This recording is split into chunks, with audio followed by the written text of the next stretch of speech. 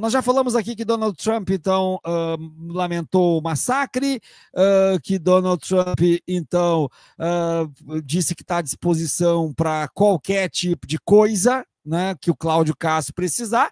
E nós temos o PT, então, acionando o STF contra o Cláudio Castro, como nós vimos na fala do Lindbergh.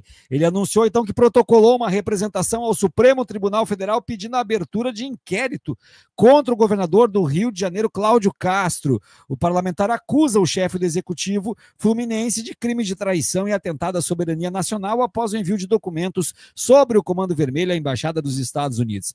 Muda esfera, né? Muda a esfera, ora estadual, ora federal, ora municipal, mas a prática da extrema-direita é a mesma, né? É sempre a mesma.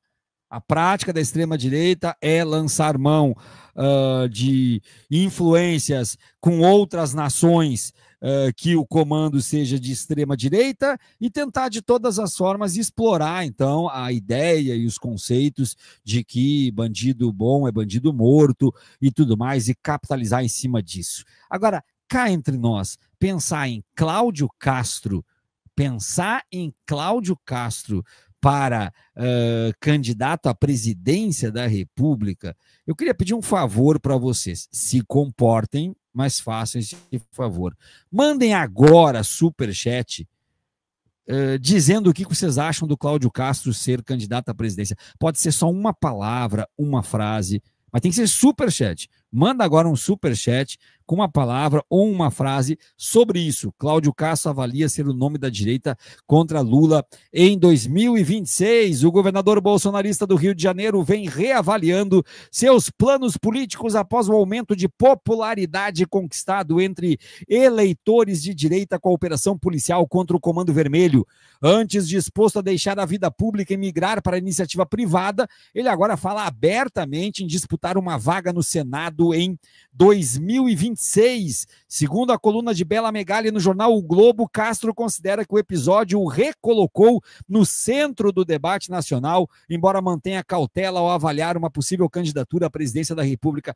Eu não sei se eu tenho maturidade possível para comentar isso.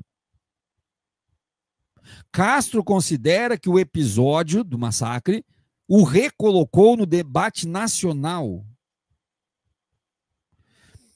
Eu fico pensando o que é o Cláudio Castro num debate. Em conversas reservadas, o governador tem dito que sua popularidade deve arrefecer até fevereiro, quando as atenções se voltarem às festas de fim de ano e do carnaval. O cálculo de Castro é que se o atual momento de alta aprovação se prolongar por mais 3 meses, pressões e convites para disputar o Planalto surgirão naturalmente.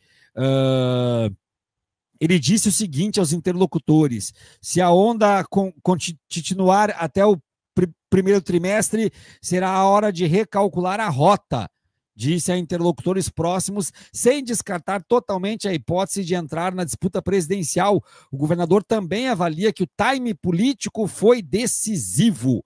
Segundo ele, se a operação tivesse ocorrido apenas em março de 26, o impacto positivo junto ao eleitorado ainda estaria fresco durante o processo de formação das chapas eleitorais, o que aumentaria suas chances de concorrer à presidência. Enquanto observa o cenário, Castro lida com um risco jurídico que pode alterar completamente seus planos. O TSE julga uma ação que pede sua cassação por abuso de poder político e econômico nas eleições. E mais agora essa representação do Lindbergh Farias, tá? Mas isso por ter mandado dados do Comando Vermelho para os Estados Unidos.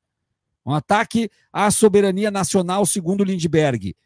A relatora do caso, a ministra Isabel Galotti, votou pela cassação do mandato do governador. O julgamento foi suspenso após pedido de vista do ministro Antônio Carlos Ferreira, o que adiou a decisão final para 2026. O governador diz acreditar que o processo será prolongado. A Aliados afirmou que novos pedidos de vista devem adiar ainda mais o julgamento e permitir que ele siga no cargo até o fim do mandato. É isso aí, por enquanto é só, pessoal.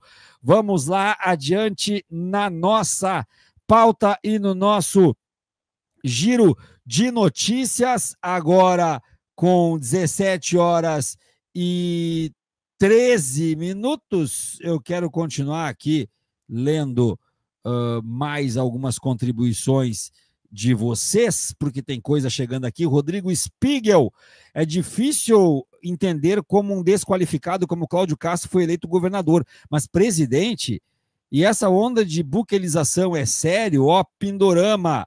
E o Rodrigo Spiegel também diz por Tupã, o pingo, por Tupã, o deus Tupã, que é sempre questionado sobre o rio Amazonas ter nascido com as lágrimas da lua que não pôde casar com o sol, e aí o doce se misturou com o amargo, né, e o rio Amazonas nasceu, né, essa bela lenda de alguns dos nossos povos autóctones.